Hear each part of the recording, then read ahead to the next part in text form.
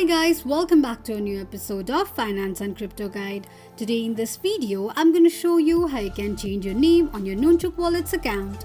Keep watching the video till the end.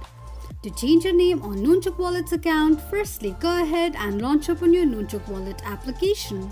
The home page of Nunchuk Wallet will appear on the screen. Click on your profile icon at the bottom right corner of the page. You will end up on your profile section of your Nunchuk's account. Click on pen icon right next to your profile name. Edit your name and tap on save. This is how you can change your name on your Nunchuk Wallet's account quickly and easily just in few steps. If you have any thoughts or queries, let us know in the comments section. Don't forget to subscribe to our channel. Also press the notification bell icon so that YouTube will notify you whenever we post a new video. I hope this video was helpful to you. Thank you so much for watching.